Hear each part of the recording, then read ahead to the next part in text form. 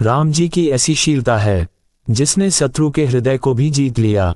वैरिव राम बढ़ाई कर रही, समुद्र पार जाना था। दोनों लोग खड़े थे। अपना भाई और शत्रु का भाई से भी राम जी ने पूछा, कैसे समुद्र के पार जाऊं? अपने भाई ने कहा, बाणों से शोषित कर लो। शत्रु के भाई ने कहा, प्रार्थना करो। राम जी ने अपने भाई की बात नहीं मानी, शत्रु के भाई की बात मान ली। 3 दिन तक बैठे रहे, समुद्र सामने नहीं आया। तब राम ने कहा, लक्ष्मण लाओ धनुष, मैं इस समुद्र का शोषण करूंगा। लखन भैया ने कहा, भैया 3 दिन पहले तो हमारी बात नहीं मानी आपने, तब तो शत्रु के भाई की बात मान ली, आज अपने भाई की बात याद आ रही है। आपने लड़ाई के 3 दिन शत्रु को दिए, शत्रु सावधान हो गया होगा। तो राम जी ने कहा, लक्ष्मण रावण को जीतना बड़ी बात नहीं है, रावण को कभी भी जीत सकता हूं, लेकिन इन 3 दिनों में मैंने विभीषण के हृदय को जीता है, और यह ज्यादा महत्व देता है। हृदय पर जीत ज्यादा महत्वपूर्ण होती है, और स्थल पर तो राम जी की शीलता ने दुश्मनों के हृदय पर भी जीत प्राप्त कर ली है। मित्र के हृदय को तो जीत ही लेते हैं। विभीषण ने देखा, जिस प्रभु ने अपने भाई की बात नहीं मानी, मेरी बात स्वीकार कर ली है, वह विभीषण कभी श्री राम के विमुख हो ही नहीं सकता। नीत प्रीत परमारथ स्वारथ को ना राम, सम जान निहारत, ये सब राम जी की नीतियां हैं, और प्रत्येक नीति का परिपालन राम जी ने शीलता के साथ किया है। तो महाराज ये बताइए कि शीलवान कौन है? कौनवस्मिन सांप्रतन लोके को गुणवान कस्य वीर्यवान, वीर्यवान कौन है? पराक्रमवान कौन है? धर्मज्ञ कौन है? धर्म के तत्व को जानने वाला कौन है? किए के उपकार को भूलने वाला कौन नहीं है? कदाचित उपकारेण कृतेन कैन तुष्यति न स्मर्तत्काराना सतम प्यातवत्ययः। आज आप दुनिया में 100 उपकार कर दे लोगों का, भूल जाएंगे एक उपकार कर दें, याद रखेंगे और राम जी का कोई 100 उपकार कर दे, भूल जाते थे, और एक उपकार कर दे तो जीवन भर नहीं भूलते। कृतज्ञ कौन है? सत्यवाक्य कौन है? धीरवृत कौन है? चरित्र से युक्त कौन है? अपना ही दुनिया करती है, सर्वभूतेषु को हित, ऐसा कौन है? विद्वान कौन है? समर्थ कौन है? एक प्रियलस्य कौन है? और एक एक गुण राम जी के ब्रह्मत्व के प्रतिपालन के लिए है। इसको सुना तो देवर्षि नारद ने कहा, इक्ष्वाकु वंश प्रभवो रामानाम जनया श्रुतः। ये सारे गुण इक्ष्वाकु वंश में उत्पन्न भगवान श्री राम में पाए जाते हैं। महर्षि वाल्मीकि को प्रश्न का उत्तर मिला। वह आए, एक दिन अपने शिष्य भरद्वाज के साथ तमसा के तट पर स्नान करने आते हैं। प्रातःकाल की सुमधुर वेला है, कल कल निनाद करते हुए तमसा की धारा प्रवाहित हो रही है। वृक्षों के घोंसले से जो पक्षी के बच्चे हैं वह झांक रहे हैं बाहर की ओर। जो पशुओं का वृंद है वह पूंछ उठाकर इधर उधर भाग रहे हैं, जो तमसा के तट पर लगी वृक्षावलियां हैं।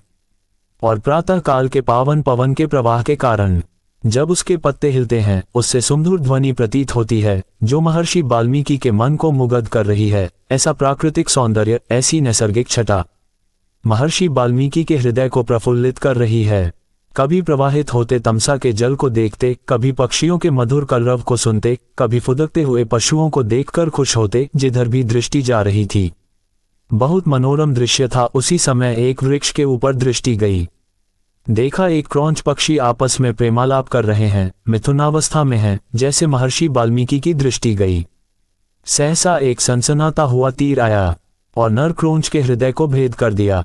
देखते ही देखते वह नर क्रौंच धड़ाम से धरती पर नीचे गिर गया। कुछ देर तड़पा, उसके बाद उसकी मौत हो गई। अपने क्रौंच को मरते देख करके वह क्रौंची जोर जोर से विलाप करने लगी, जोर जोर से रुदन करने लगी। उसके करुण विलाप को सुन करके महर्षि वाल्मीकि के हृदय से सहसा एक शोक प्रकट हुआ, और यह शोक ही दुनिया का प्रथम श्लोक बन गया।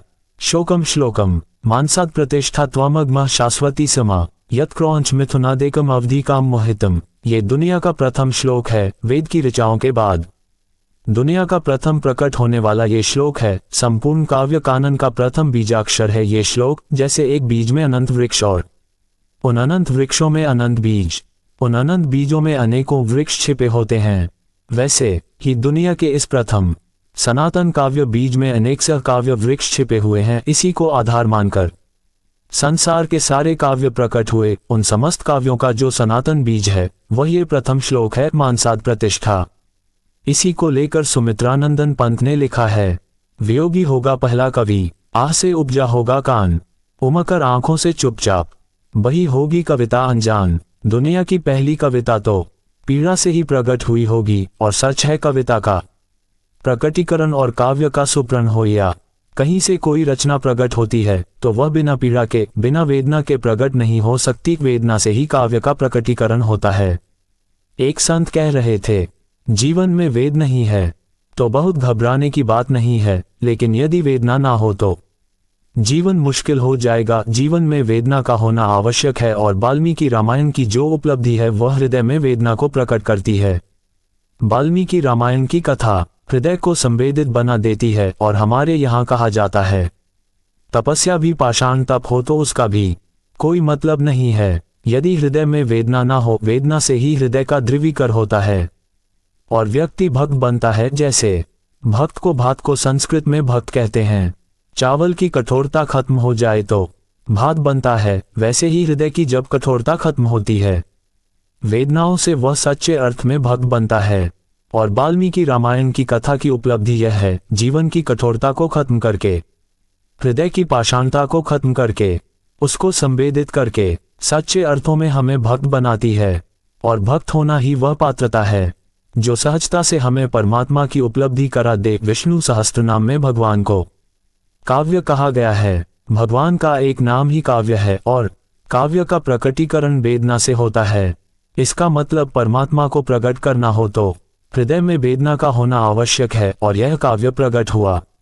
ये वाल्मीकि रामायण वेद का अवतार है और महनीय महार्घ महान ग्रंथ है। इस दुनिया का प्रथम महाकाव्य है। इसके पूर्व केवल वैदिक वांग्मय हमारे जीवन में था। ये विश्व वांग्मय का प्रथम महाकाव्य कहलाया और महर्षि वाल्मीकि आदि कवि के नाम से अभिहित हुए। गोस्वामी जी ने भी जो रामायण जी लिखी है उसमें आरती लिखी है, उसमें लिखा व्यास आदि कवि वर्ज बखानी। आदि कवि वर्य कौन है? कहा आदि कविवर्य महर्षि वाल्मीकि हैं, और यदि महर्षि वाल्मीकि नहीं होते तो आज हमारे जीवन में इस रूप में रामकथा नहीं होती। दोस्तों, उम्मीद है कि आपको यह वीडियो पसंद आया होगा।